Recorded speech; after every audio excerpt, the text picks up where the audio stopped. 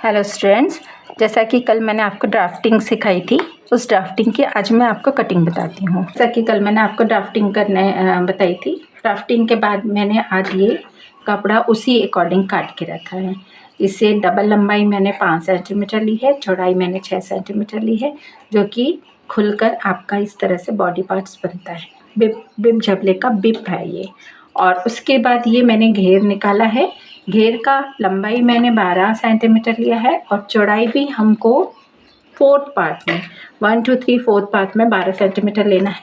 लेकिन घेर का रहता है कि अगर आपके पास कपड़ा ज़्यादा है तो आप गैदर्स डालने के लिए फ्रिल ज़्यादा आए करके आप कपड़ा ज़्यादा ले सकते हो।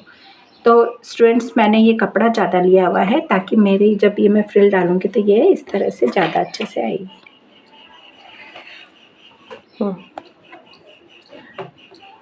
अब ये जो मैंने बिब शेप काटा है स्टूडेंट्स, इसके लिए ऊपर मैं पाइपिंग लगाऊंगी। इसमें आप इसके कॉन्ट्रास्ट पाइपिंग वाइट भी यूज़ कर सकते हो, वरना आप इसी कपड़े का यूज़ कर सकती हो। मेरे पास फ़िलहाल ये वाला कपड़ा है तो मैं इसी में आपको बता रही हूँ। हमेशा पाइपिंग जो काटते हैं स्टूडेंट, तिरछे कपड़ों में काटते हैं। ये कपड़ों की सीधी होती है, ये कपड़ों का आड़ा होता है और ये कपड़ों का तिरछापन होता है। तो जब भी हम पाइपिंग काटते हैं तो हम इस पाइपिंग को तिरछे कपड़ों में काटते हैं ताकि ये कपड़ा स्ट्रेचेबल हो जाता है। स्ट्रेचेबल होने के कारण हमारी पाइपिंग अच्छे से लग पाती है। ये देखिए, मैंने ये तिरछी काट लिए। अगर आप लोग को काटने में परेशानी हो तो इसके लिए आप चॉक स्केल दोनों का यूज़ कर सकते हो, लेकिन आपको ये पट्टी बिल्कुल सीधी चाहिए होती है। अब जो मैंने ये काटा है स्टूडेंट्स, इसकी कटिंग इसको सिलना मैं आपको बताती हूँ। इसमें सबसे पहले ये पार्ट्स को हम इस तरह से रखेंगे और इसमें जो पाइपिंग वाला पट्टी हमने काटी हुई है उसको इस तरह से ऊपर रखेंगे।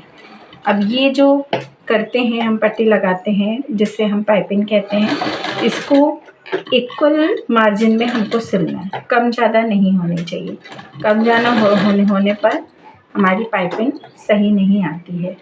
इसलिए इसको जो भी हम मार्जिन लेके सिल रहे हैं इसमें इक्वलिटी आनी चाहिए। इसको कॉन्ट्रास्ट में लोगे आप तो और ज़्यादा अच्छे से ये दिखेगा। क्यों?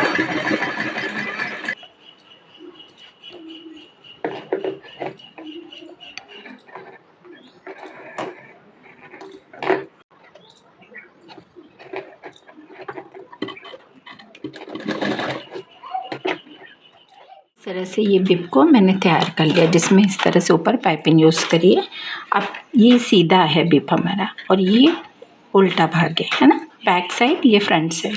अब इस फ्रंट साइड में हमको ये जो सीधा पोर्शन है उसको इस तरह से उल्टा रखना है ताकि पलट के वो सीधा भाग इस तरह से है। देख लीजिए आप, है ना। उसके बाद अब हम इसको पेड़ सिलाई आपने सिंपल सिल दी। उसके बाद यहीं से अगर आपके पास कपड़ा ज़्यादा है तो आप बिल्कुल बारीक बारीक पतली पतली पास पे डालेंगे, और अगर हमारे पास कपड़े की कमी है तो आप इस प्लेट्स को थोड़ा दूर दूर भी कर सकते हो।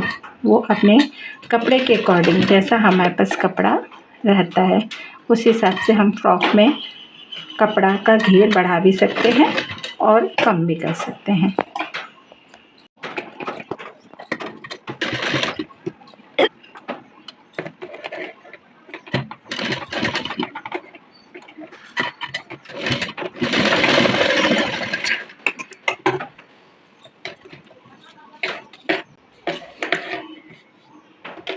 स्टूडेंट्स, इस तरह से देखिए, मैंने पतली पतली छोटी छोटी सुतर प्लेट्स डाल के इस बिब को, इस फ्रॉक को मैंने इस तरह से तैयार कर लिया।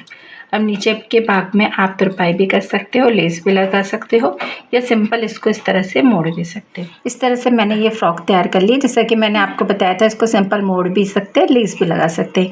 इसके ऊपर इस तरह से मैंने पट्टी तैयार कर ली, जिसे मोड़ के मैंने सिल के और वापस पलट दिया। इससे फिनिशिंग आती है।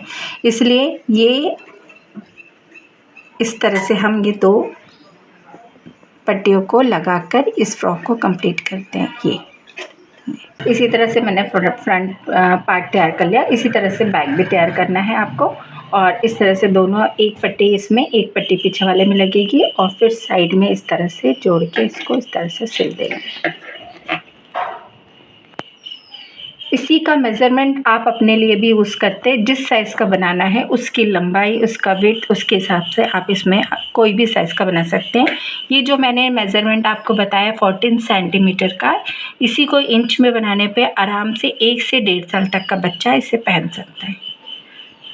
Thank you students. अगले पार्ट में अपन फिर दूसरी फ्रॉक देखेंगे।